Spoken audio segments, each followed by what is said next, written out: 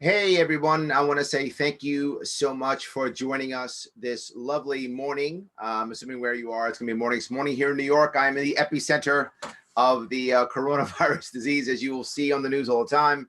This is a libertarians in diners drinking coffee, but we can't be in diners today because of the virus. So we're in our bunkers. I'm still drinking coffee.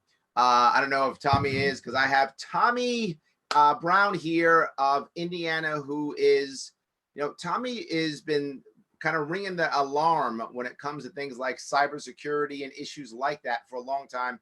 He's running for county commissioner in Indiana and Wyoming County. Is that right, Tommy? No, it's Washington County, Larry. Washington County. Thank you. Washington County, Indiana. Tommy, thank you so much for joining me. Hey, great to be here, Larry. I'm glad you had me on. Now, you have been chatting a lot about this cybersecurity threat. This is before Corona hit. You were, kind of sounding alarm for this a year ago. You were talking about the issues and concerns that we have with cybersecurity. I agree with you completely. But when we talked last week, you kind of made me think a bit differently about how that's going to be affected by the coronavirus. Can you talk a little bit about that? Yeah, certainly. Let's back up and let's go back to 2018 when I ran for county council. I had then started making it aware that, we've got a cybersecurity problem, even here in Washington County. I ran that race, and all through that one, Larry, as you well know, I was talking cybersecurity then. Now, I remember. Fast forward to 2020, and we've got even more problems now.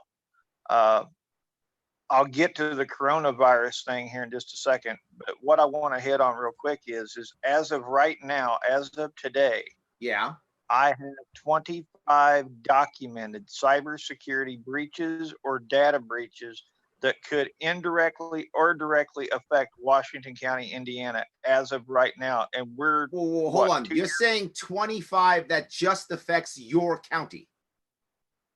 Yeah, that could very well affect Washington County and its citizens. 25 of them, and the most recent one was just yesterday. Anybody that does online shopping, there was like 5 stores that all had a data breach that could affect I think it was like 1.2 million people in the United States. I mean, to me, that kind of sounds off alarm bells that, hey, we got a problem here. Absolutely. Agreed. Absolutely agreed. So, okay. So that's bad. Don't get me wrong. I'm in. That's bad. How does that affect us? Can you give me an example of how that affects us specifically? Well, okay, let's look at it this way. I'm going to give you an example of another incident that happened just earlier this year. Our own sheriff's department website was hacked and was redirected to an escort service right here in Washington County, and everybody was like, "Oh, this can't happen here." Well, it did. Wow. So here's how it affects us, Larry. Let's break this down and let's be real for a second. Yeah, give me an example of how it could affect someone actually. Yes. Every time that you go, let's say that there is a data breach at Courtyard by Marriott. Okay. Major hotel chain all across the U.S. I know a lot of people here in Washington County. They travel, they stay at hotels. Mm-hmm. So let's just say, for instance, that particular hotel chain was being used by people in Washington County. Their secure information right there is at risk. Their credit cards could be maxed out. Their identity could be stolen. Just their online safety above all is now in jeopardy because of that particular instance. Well, you brought up another thing now that I'm scared about with what you brought up, which was the idea of now with the losing cybersecurity issue is now we're actually trying to swap our information more, medical information back online via phone, email, whatever, back and forth. We're trying to swap it because we're concerned about coronavirus. So more and more people are doing telemedicine, right? Which people are doing that kind of thing, going back because they don't want to touch, right? With the social or physical distancing, we're using cyber more than ever to communicate personal data. And when you brought up the idea of, the idea of maybe people phishing for that kind of data, blackmailing for that kind of data, I mean, that to me, I thought, wow, that didn't hit me until you said it. Well, and here's something that's even more scarier than phishing or anything else is, okay, let's say that a hacker goes that, they get access to Washington County health information and they put a ransomware on, a doctor's office or a specialty clinic. That clinic or doctor's office, excuse me, is not going to have the financial resources to pay that ransom. So all of that information is going to be held in limbo. All of those people are going to be vulnerable to now not only a coronavirus, but now it's affected me that they've got all my medical information. What else is going to happen to make this problem worse? And, Larry, you had brought up a good point last week when we talked that, and you're right. I have been talking about cybersecurity just a little bit shorter time than what John McAfee has. And for those that are watching, actually, John McAfee is the one that got me to start talking about it, because when I was listening to him, I was like, wait a minute, this guy makes sense. There's a lot that he's talking about that's like, wait a minute, this applies. And it's not just medical records, Larry. It's everything we do is touched by cybersecurity. Your banking, a lot of your water distribution and your sewage plants all run off of computer or the internet. You've got your local infrastructure, your local government. Our county government has a website. Heaven forbid that would be hacked and put on ransomware, because I promise you, Larry, with what's going on, they don't have the money to pay a ransomware. That's the next thing you brought, right? With this economic, I mean, we always don't have money to pay ransoms, but now there's an economic crisis on top of it, which means several things. One, people aren't going to have the money to pay the ransoms, but two, now when there's economic problems, you have more people who are prepared to move towards crime to pay their own bills, right? So if now some guy who might have been on the edge and now he's lost his job, or his girlfriend, boyfriend's lost his job, now all of a sudden now he's going to say, well, how do I make money? And now some, I'm making this up, some shady Eastern European guy says, hey, Tommy, why don't you hack this or hack that? And they'll give you some ransom. Just give me a cut. I'll show you how. That kind of thing, I think the odds just shoot up now that more of that will happen. Oh, you're absolutely right. And, Larry, now comes the point of, okay, what do we do to prevent that? I've got to be real. I'm not gonna hide this. I'm not gonna to shy away from it. The truth of the matter is, I can tell people steps to avoid this. Can we stop it? I don't know, Larry. I honestly, I don't know if we can stop it, because I think with what I'm hearing and what I'm reading and what I have been seeing, the criminals are advancing faster than we are. Well, in the past, what the government has done, and now many businesses have also done, depends upon if the government allows them, is they've been actually hiring the criminals so that the criminals can fight other criminals, right? So now we find some bad guy who's out there hacking, we catch him, and instead of putting him in jail, we go, I tell you what, how about a regular job? We'll pay you. You can be a regular guy here. Your job, stop guys like you, right? That's your job. Come to work. We'll give you benefits. Don't go to jail. Stop guys like you. To me, that seems to be good, but there's a problem. You're hiring criminals. That's a problem too, right? I mean, it's a double-edged sword, isn't it? Well, and you've got another problem there. Go ahead. You are doing the one thing that I have been screaming, and I know you have said it before too in other problems. You're centralizing. Okay, so what? You've got one criminal. They've got thousands of criminals doing thousands of things all times of the day. Your criminal only works 9 to 5. Their criminals work 24/7. You are centralizing.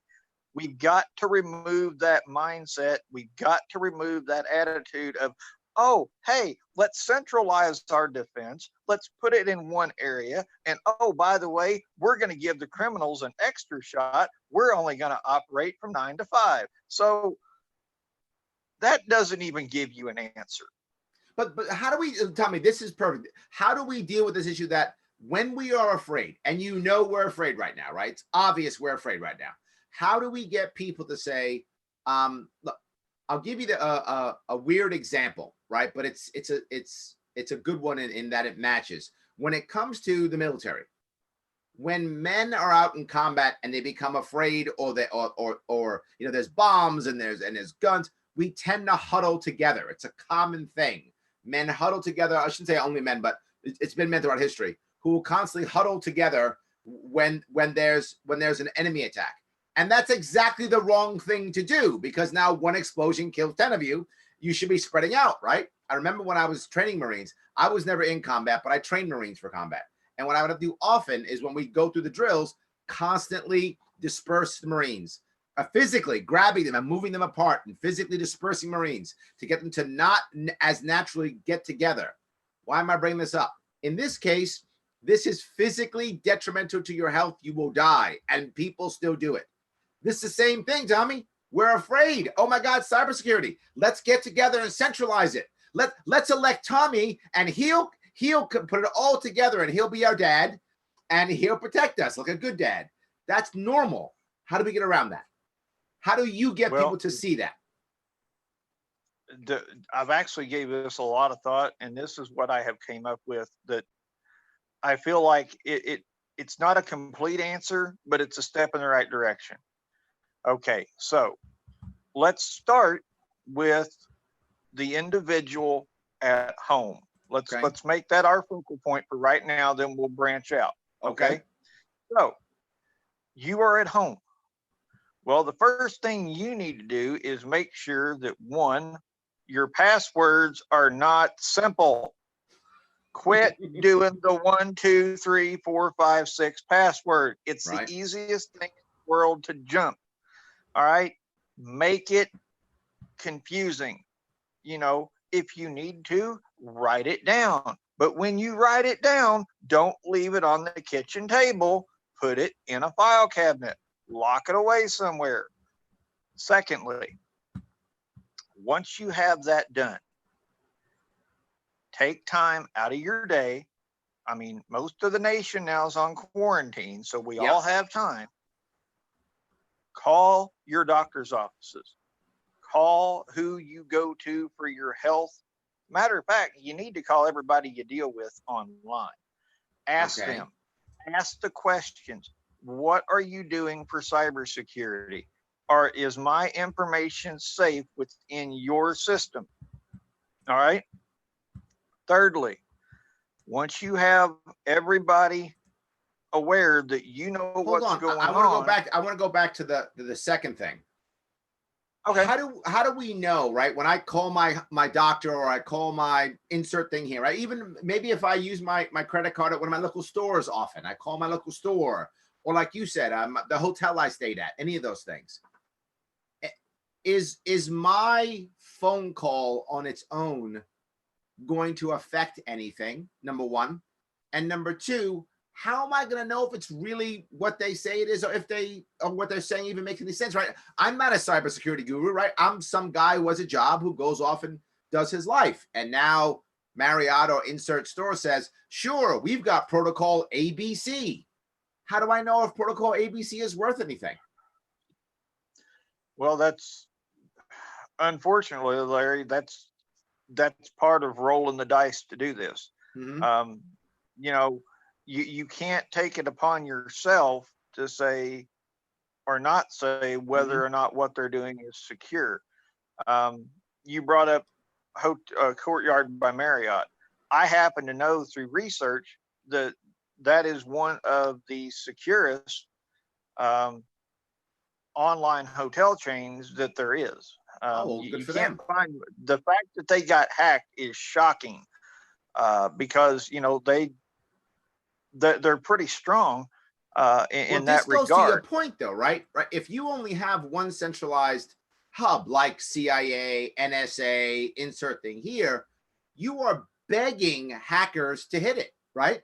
Because a hacker gains their You're, street cred by taking down the big guy, right? So if there's one you're, big guy, exactly to your point, Tommy, if there's one big guy, every hacker is going to try to hit the one big guy because whoever does it, well, they're the king or queen hacker now, right?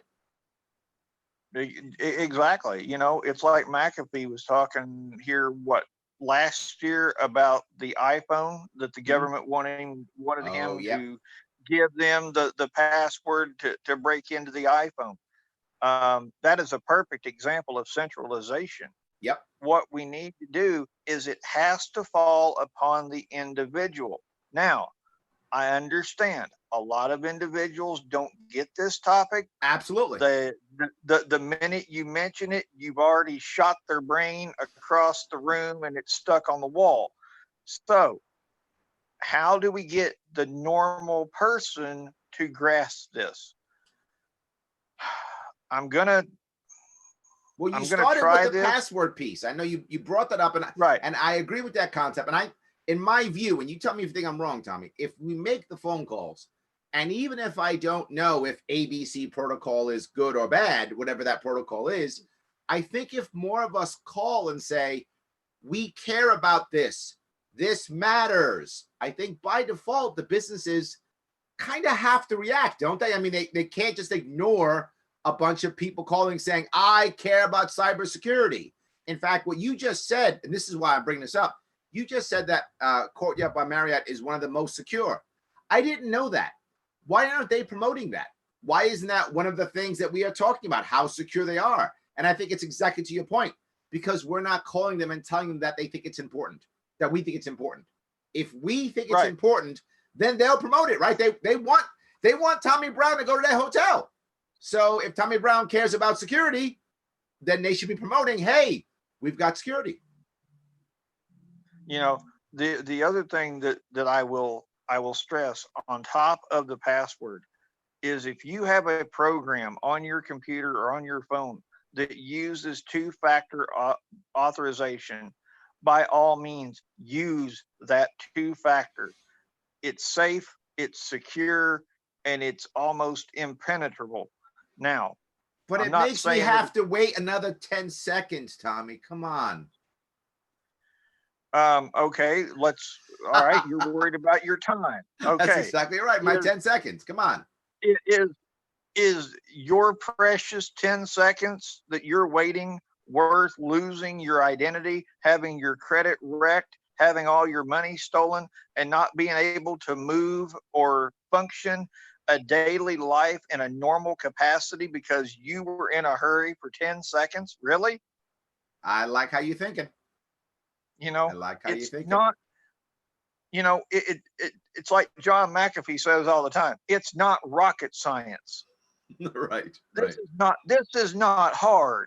Okay. Now, the other thing that we can do, and I do believe it was the state of Maryland. I'm almost certain that's where I seen this. The state of Maryland has put in a cybersecurity unit within their National Guard. Okay. So, being the thoughtful person that I am, I'm sitting here thinking, okay, well, most counties have a local guard unit, or their local guard unit is in the next county over. So why not let's contact the National Guard that's local and say, hey, we as a community would like to add another layer of cybersecurity. It'll give your troops a chance to train, to defend against cyber attacks. Would you be willing to volunteer, and here we go with volunteerism. It's really big right now. Would your guys care to volunteer some time to, make sure that all of our stuff is safe, that we're not being attacked?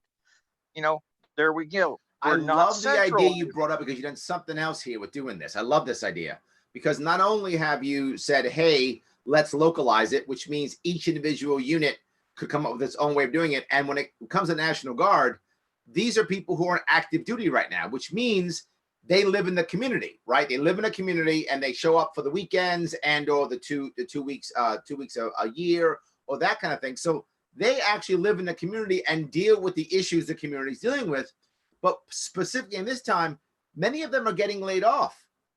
So they're actually going to have time to do something like this to kind of retrain themselves for that next job, whatever that is. This could help the local community and help the individual to train for the next job in cybersecurity or whatever the case may be. In fact, sometimes cybersecurity, as you know, is actually physical security. It's physically making sure your phone doesn't get taken, right? It's sometimes it's actually physical security on top of cybersecurity. They kind of overlap here or there. You're right, Larry. And on a side note, I do want to give a shout out to the Indiana National Guard. They were activated by our governor, Eric Holcomb, and they are actually spending the next several weeks in coordination with the Indiana State Police, moving critical medical supplies to hospitals to make sure that it gets there. So my hat's off to the Indiana National Guard. They're definitely Indiana people helping Indiana people. So a big shout out to them real quick while I think of it. But nice. You're right, Larry. The more pieces that we can get, think of cybersecurity as a game of chess. All right. Okay. On the one side, you have the hackers. All right. Well, when the game starts, everybody's on an even playing field, right? Mm-hmm. But as the game wears on, one side gets a tactical advantage. Sure. So, okay, well, right now I can honestly tell you that most people in America are at a tactical disadvantage when it comes to cybersecurity because they don't have it spread out amongst all their pieces.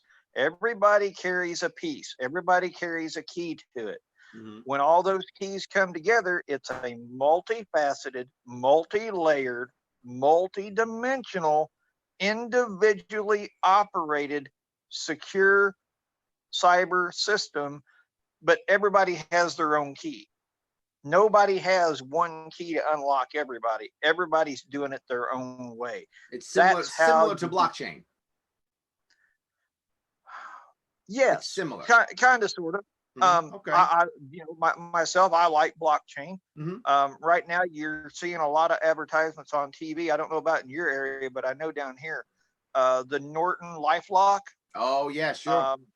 Very, very highly recommended. If anybody has, and I know purse strings are tight right now, mm-hmm. but for the amount of money they charge you per month, that's a small fee to pay to keep everything locked down to where somebody can't get it. And if it is hacked, they pay up to $1 million to right the wrong. So yeah, I got to go to one step further though here. And this is the part that really got me going crazy here. All of this was bad before the virus, right? Everything we're talking about was valid and important before the virus. And as I said, you were sounding the alarm last year. Before that, you've already been sounding the alarm. I have I think this makes things even harder with the virus because what happens if someone hacks or even just, I won't even say it's malicious, even just a mistake, a big problem, someone who doesn't do it right, but of course malicious also. And now we're swapping someone's medical information. Now someone's infected and we don't know, or someone's not infected and we think they are, or some combination of that, or someone, or someone has another issue. And because we didn't think they had the issue, now they get infected and insert thing here. There's so many ways that now it can be used even worse because of the infection. You're right. Cybersecurity it was a lukewarm topic in 2018, 2019, because people were like, oh, okay, that's cool. Yep. But now, like you said, with the coronavirus, it's even worse. And that brings up another point, Larry. And I've seen this about 4 times now on my Twitter feed. And I want to reassure people, I'm not doing this to scare anybody. Mm-hmm. I am doing this to educate. That is my sole purpose in doing this. Now, hackers are using coronavirus mapping software to spread malware. You click on the map, guess what? You're infected. So to avoid that problem,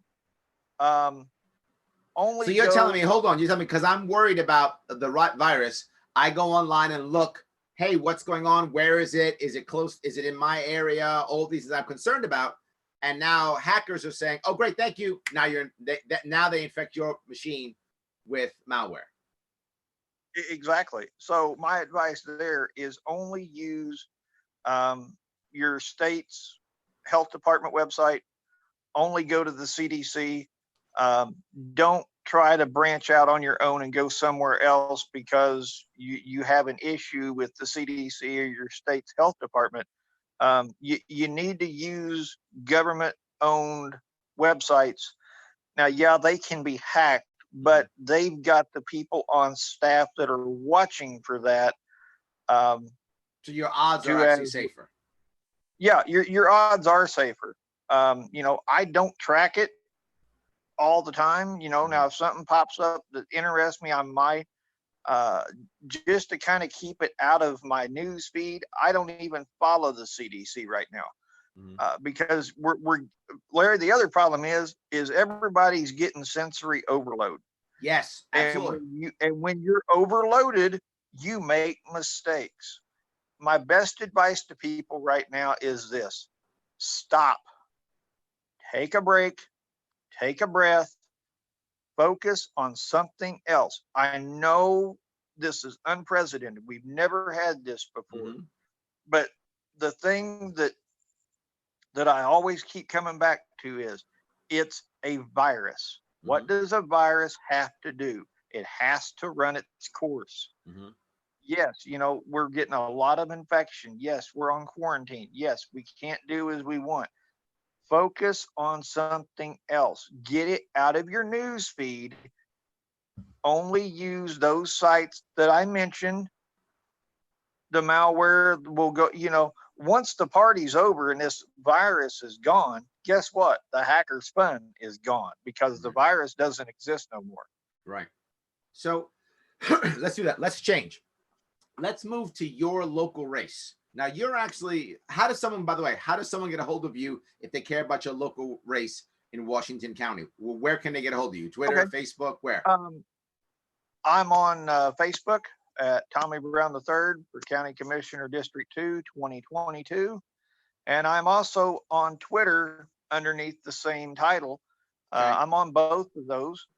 So that's how people who they can jump on you. Good. Okay, go ahead. Yeah, they can message me there. I'm pretty good about responding.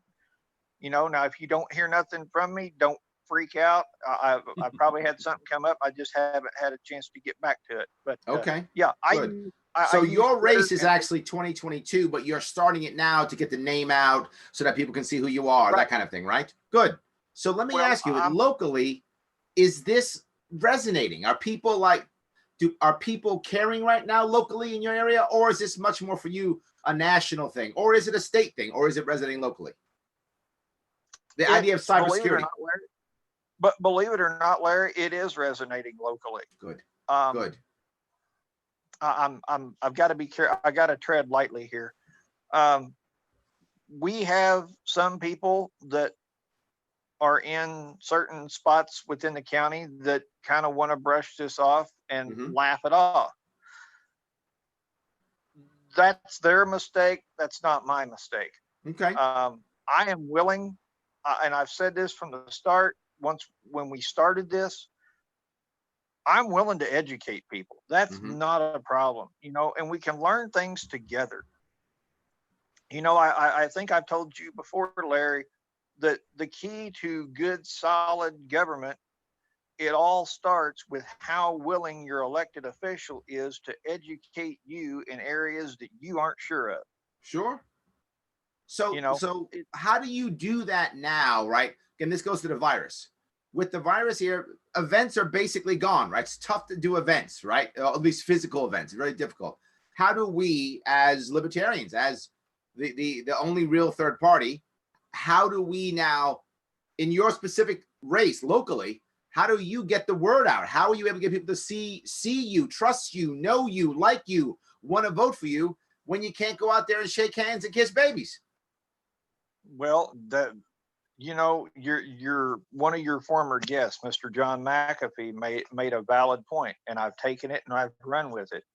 In this age of social media, Twitter, Instagram, Facebook, you name it, we don't need face-to-face shaking hands and kissing babies. We don't need that, Larry. Yeah, is it vital to win an election? Yes. I forget who she was, but somebody ran for an office here lately, and she held up her shoes and said shoe leather wins races. At this time, shoe leather is an X factor because you can't use it. So Right. Scratch that off. We have to resort to what we have. And John McAfee was right, because you asked him, are you going to do any events? Why on earth would I do an event when I have social media at my fingertips? I can cut a live video anytime I want. I can do it from about anywhere I want. Okay. And it reaches X number of people. And then if I go and I share that on my personal timeline, well, then all my friends are going to see that. Sure, absolutely. They're going to share it to their friends. It's going to spread like wildfire. All right, so that's how we're dealing with that issue. I got it. Who are you targeting? Like, is there a group of people? Obviously, the people who are hardcore Democrats and hardcore Republicans are going to stay there. They're not going to hear you because they're hardcore and their brains shut off. But there's a huge amount of people who are available to hear you, right? A huge chunk of people who are not so hardcore who can hear you.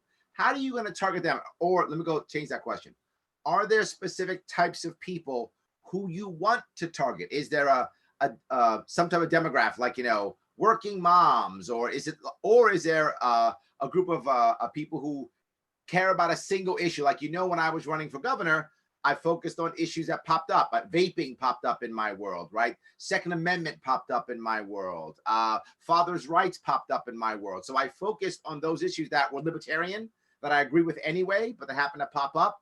Do you have a similar thing in your local race? Actually, Larry, yes, I do. My staff and myself, we are looking at targeting the last numbers that came out. Now, of course, the numbers we're using are nationwide, so they're not resident to Washington County, but it gives us an idea. 46% of the people in America are identifying as independent. Yep, absolutely. 46%.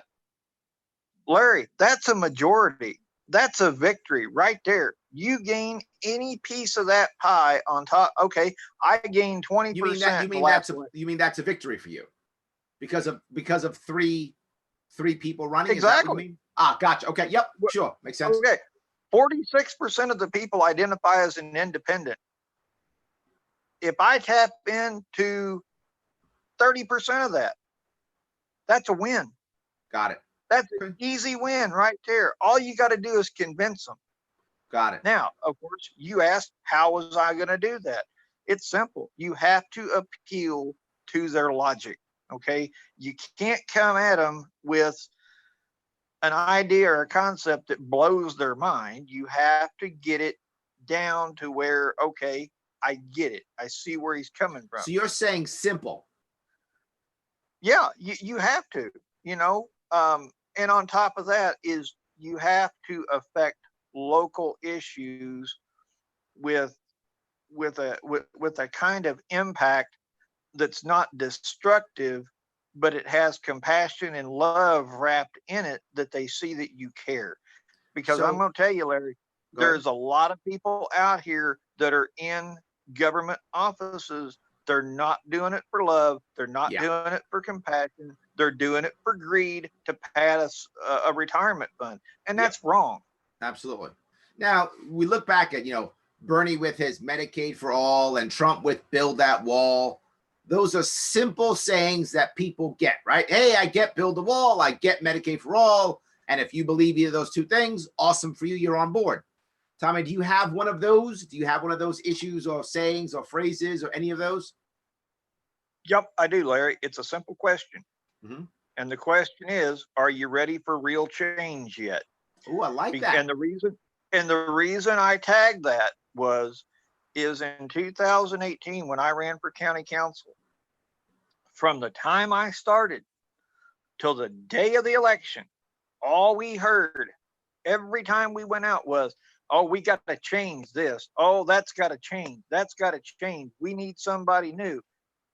That election proved to me they wasn't ready, because they elected the county council verbatim across the board.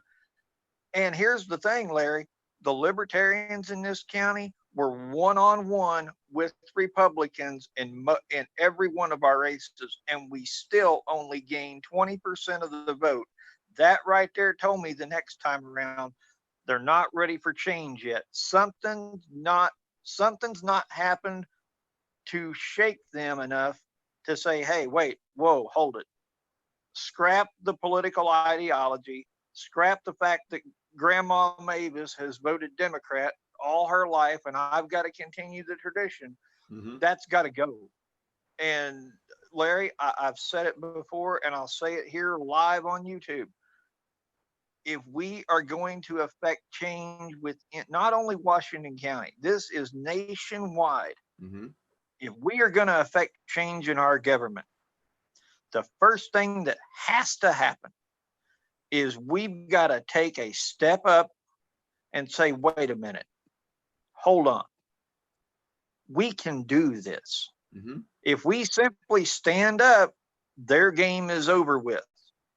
And the reason I say that is, may he rest in peace, Ross Perot in 1992 showed the American people, if you do it to an extent that it affects everybody, you can blow up their two-party system, you can gain access, and you can have a chance to win. We have to remember, Ross Perot gained 1 out of every 5 votes at all 3 of the presidential debates, and he scared people to death because they seen a third party could win.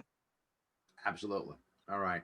Well, thanks, Tommy. I appreciate you joining me today. That's amazing. Thank you for all the stuff we talked about. Is there something specific you want to mention before we go? Yeah, the one thing I will close with is, look, folks, I understand it's hard. And sometimes you get tired of hearing political messages. But with me, it's a different dynamic. I'm not a politician. I'm a statesman. I'm going to serve my time, whether win, lose, or draw. Well, certainly if I win, I will consider re-election, but that re-election is only going to be if the people want it. If they don't want it, fine. I'll go back to what I was doing, and I will function. Larry, you ran your race. You didn't win. You're right back doing what you feel passionate about. Mm-hmm. You're a statesman, and I take my hat off for you. You're not pounding the pavement every year running for a race that typically you're a paper candidate. We don't need paper candidates. We need serious, active, hard fighting people that if they win the election, they're going to do what they say they do. Call that a commercial, if you will, but that's where I'm at right now. I'm not doing this for me. All right. This has nothing to do with Tommy Brown. This has everything to do with the people of Washington County, from who raised me and nurtured me and made me who I am. This is nothing but pure love and respect for them. And personally, Larry, the clock's ticking. You're running out of time. I like that. So, all right, guys, if you're in Indiana, you want to help out Tommy Brown, head on over there. If you're in Washington County, head on over there, help him out, do what you can.